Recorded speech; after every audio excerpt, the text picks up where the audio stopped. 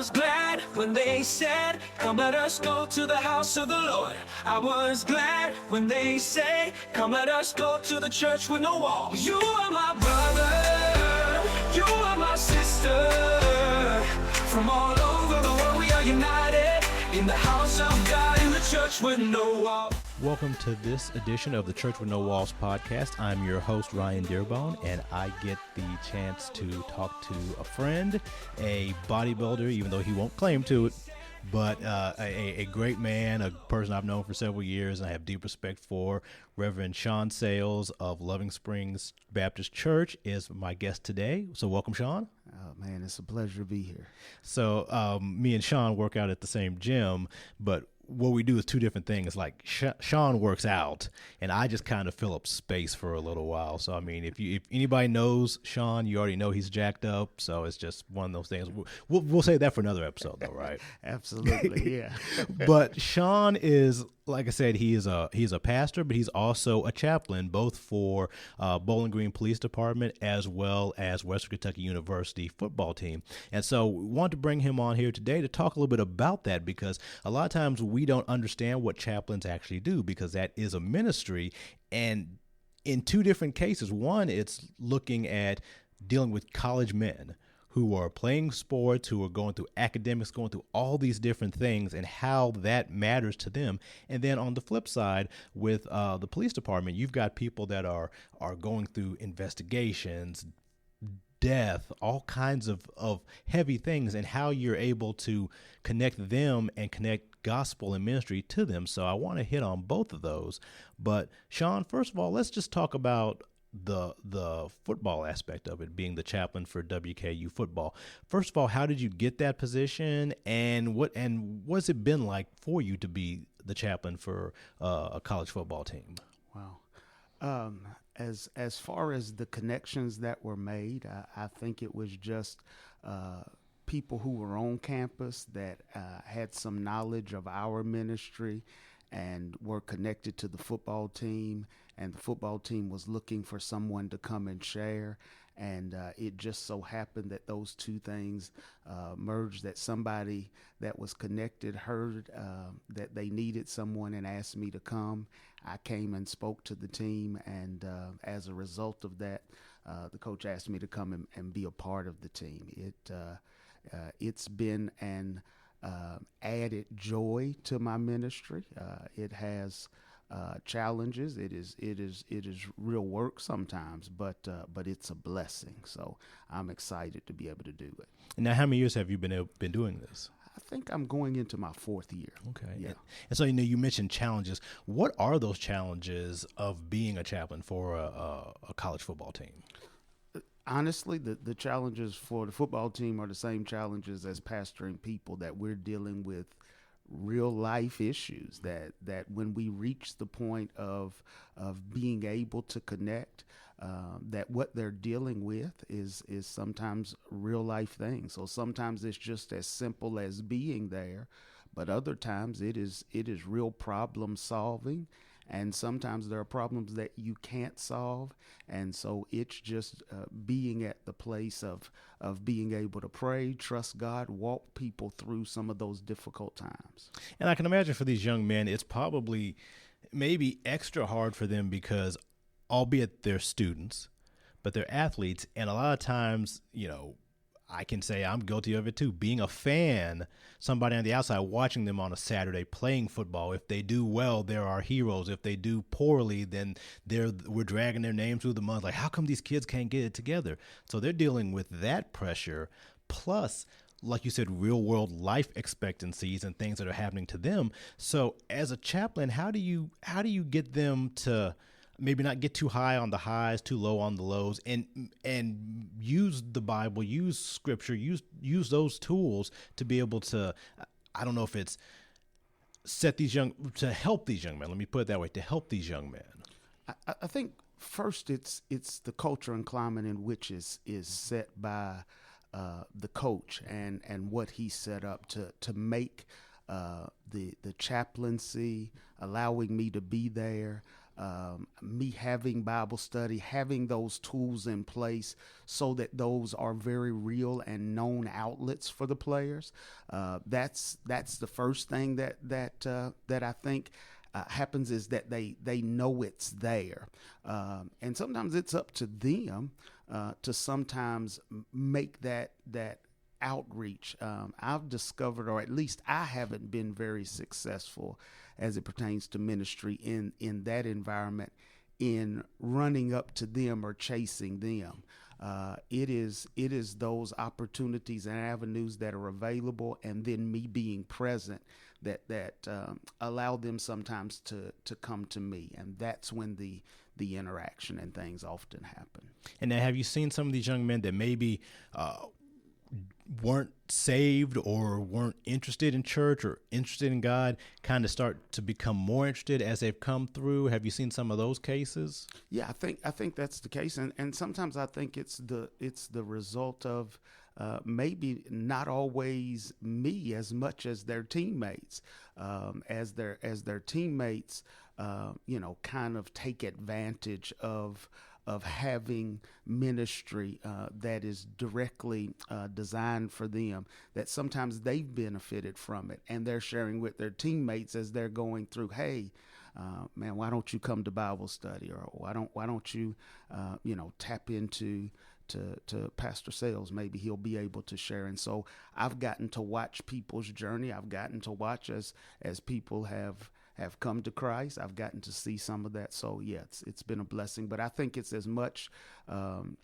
it being their teammates, coaches, sharing that, hey, this is a real outlet for you, and they've taken advantage of it. And so, looking at that, being in the actual physical building of the church versus kind of the Bible study, you're on site with these young men.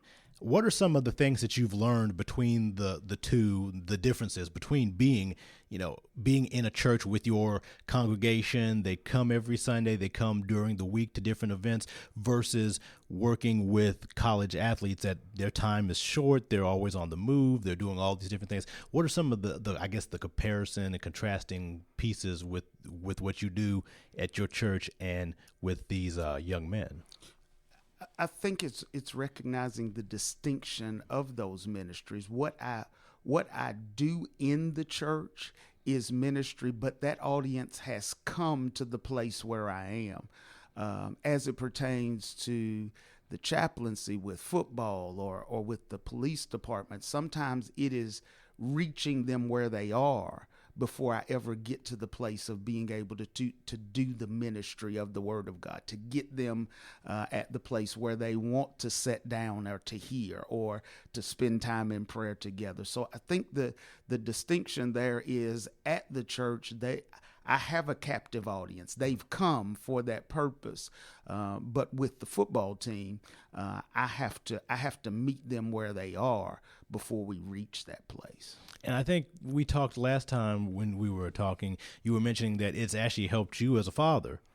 Yeah. To have this role now. Talk a little bit about that. Yeah, I think it's helped in a lot of ways, because it's helped me to see not just where my children are, but where these young men are, and some of the struggles and some of the things that they go through. And this is sad to say, but I would probably be more sensitive to the player, more compassionate with the player, and not as corrective as I would be with my children. I would jump to being corrective with them rather than compassionate. But working with the football team has caused me to pause, to listen, to hear, to be compassionate, and not as corrective in my approach. And I think that certainly helped me as a father, because now I have adult children, and sometimes what they need more than my mouth is they need my ear. And I think being a chaplain has helped me lend my ear as a parent, as opposed to my mouth. And then, you kind of touch on that. I'm a father of two young girls. So why do you think it is that we tend to go to the automatic corrective nature rather than I need to listen, I need to figure out, maybe they talk through it and I'm just there for them? Why do we tend to make that automatic jump? Yeah, For me, I think, and I think for most as parents, we want to prevent them from bumping their head, and so we're not listening, we're not hearing, we're just seeing that this particular behavior ends in this result, and we're doing everything we can to prevent this result from happening, and so we go into corrective mode. We're trying to prevent you from bumping your head. But the truth is that all of us sometimes our best lessons have been bought. Sometimes the best way we learn is to bump our head, and so. But as parents, I just think we spend so much time trying to prevent that, and we correct, and we're trying to stop. But when you are dealing with the football team and with these young people, sometimes before you'll get a chance to speak to them about fixing it, they need to know that they've been heard. And so you've got to pull back with what you're sharing and let them know that you're just not there to judge them. You're just there to hear and to help. And so I think that translates. I think not only has it made me potentially a better father, but a better pastor. Wow. And so, shifting over a little bit to the police department, how is that work as a chaplain different than what you do for the football team and, at your church? How is that job different? Yeah. For the police department, I think there are similarities, but what is different is probably for the most part, my actions there may center around crisis. And so going into it is probably a tough situation. Now, there are things with the chaplaincy, with the police department, as far as times of connecting with officers and being at events that don't center around crisis. But by nature, that chaplaincy program is designed to minister in the time of crisis. That's not necessarily the case with the football team. I'm there to be there with them, and it doesn't necessarily have to be crisis that's brought us together. But the police department, I think, majors in that. So you talk about crisis. So obviously, crisis is one of those things where in some cases it's fight or flight. It's I need something right now. How if an officer not so much maybe is in crisis, but there's a crisis surrounding them, how do you talk to them? How do you work with them? How do you get to the point where maybe you have helped them solve the crisis, or you've at least been able to give them some spiritual guidance on a crisis? Yeah.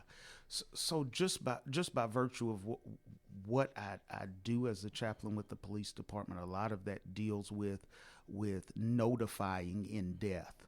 And so many times when it comes to the officer has requested me, or other chaplains. There are other chaplains as well, but they've requested our presence there to minister and to share and to deliver the news of often death to a family, and so they've asked for us to be there, and ministering to that family sometimes gives them the space to do what they need to do as officers, but then to circle back around because they're people too, and to see how they've been impacted by whatever this particular situation is that we've just dealt with, that they're impacted too. And so sometimes circling back around to make sure that they're okay, that they're good, to see if there's something that you can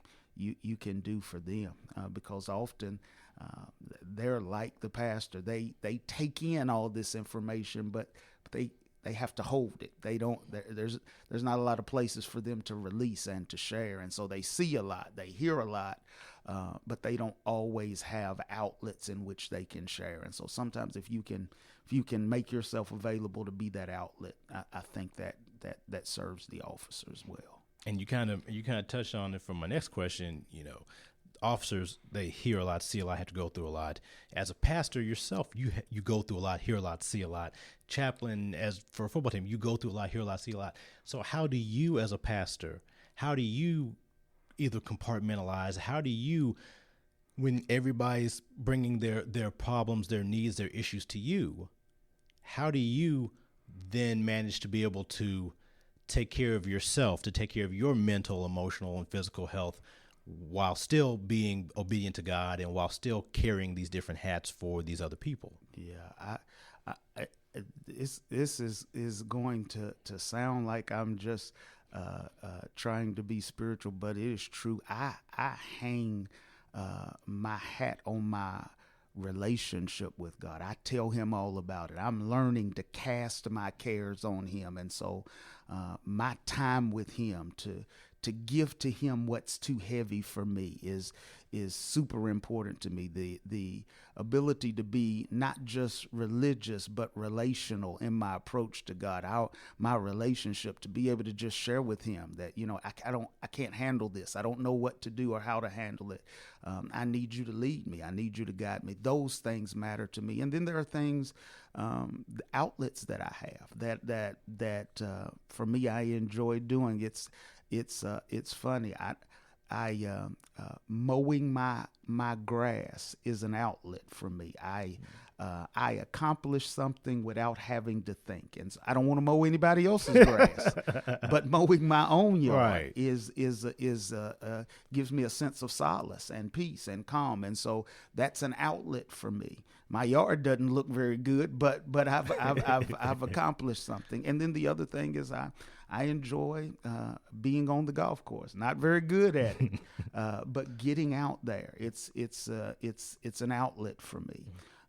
Going to the gym, it's an outlet for me. And so I intentionally make sure, just like I plan and schedule everything else I got to do in the day, I schedule some of those things to make sure that I have those outlets so that I'm good. That I'm good as I'm trying to minister to others. And obviously you're finding and found your ways to take care of yourself.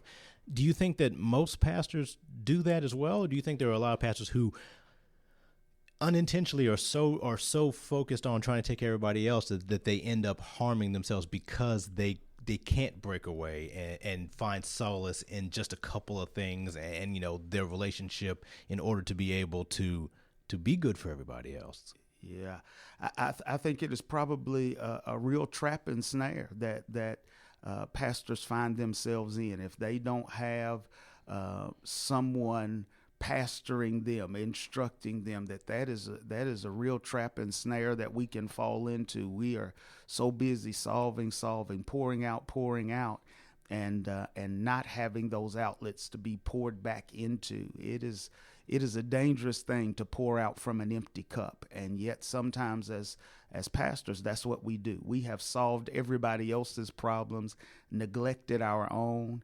And as you're alluding to, there comes a place where there's an explosion for us because we have neglected us. And so I think that pastors that have not found those outlets, life may force them to come to the place where they do.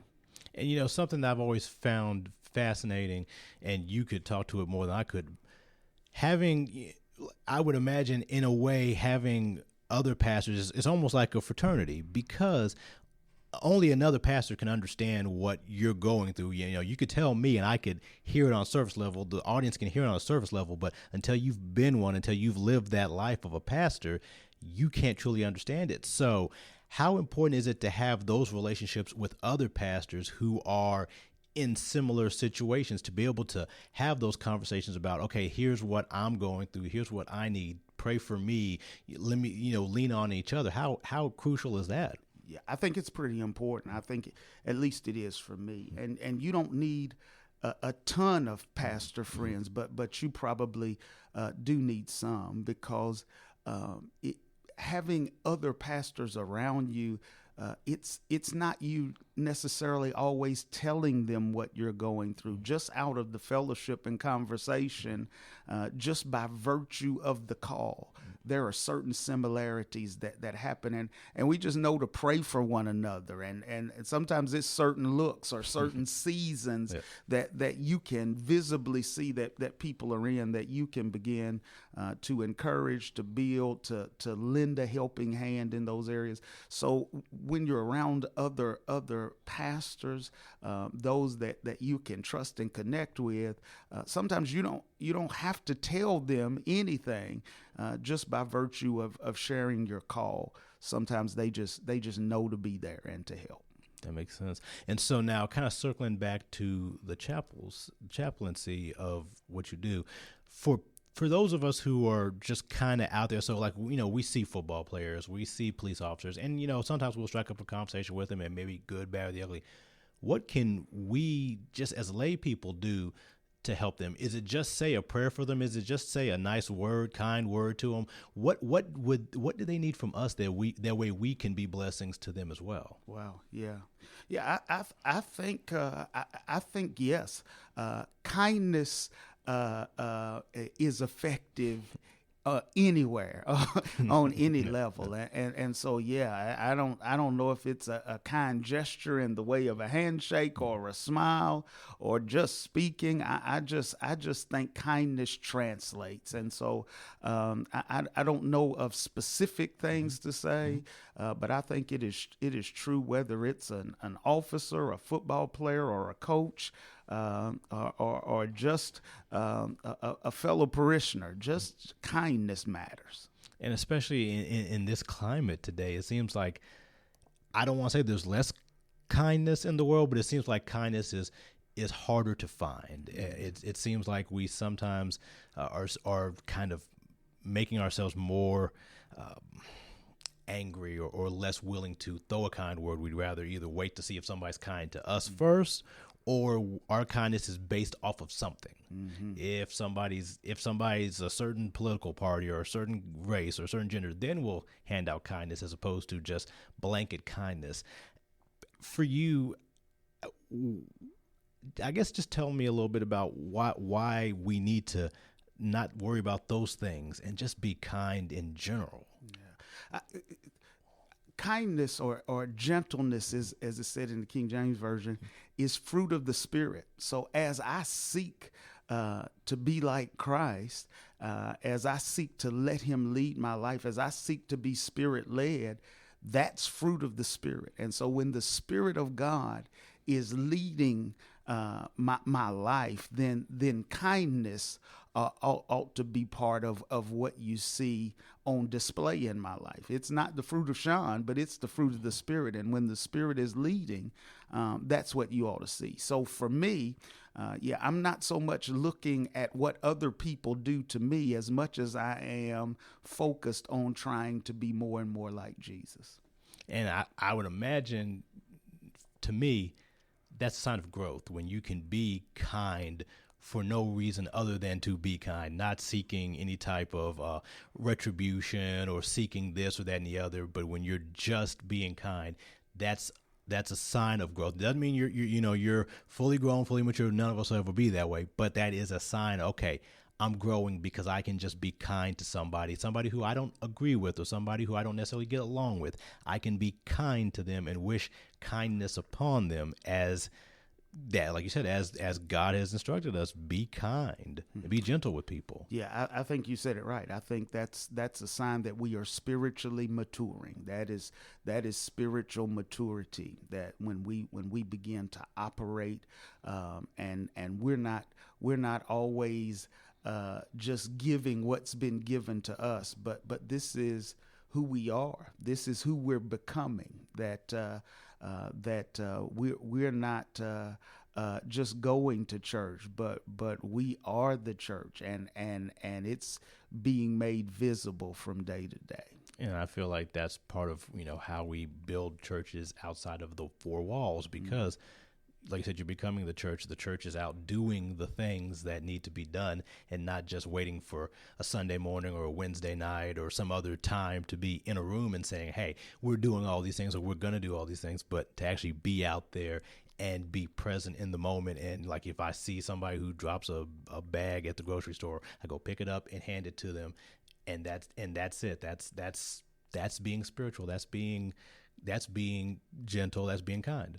Yes, but let me say this: I think it is very difficult to mature and grow into what God is calling us to, without tapping into the benefit of the church. How important the church is to our spiritual growth and development.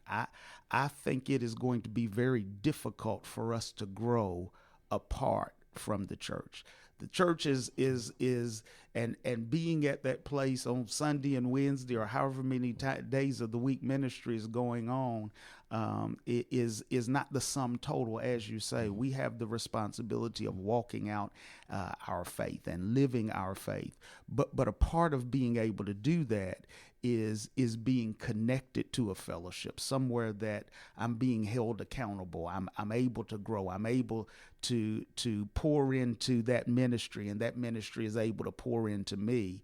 That's what's helped me to develop and grow. And so I just want to encourage as a pastor, because in this day of so many outlets of getting word, whether that's Facebook or YouTube or whatever, I think those things are great. Let's tap into them. Let's utilize them.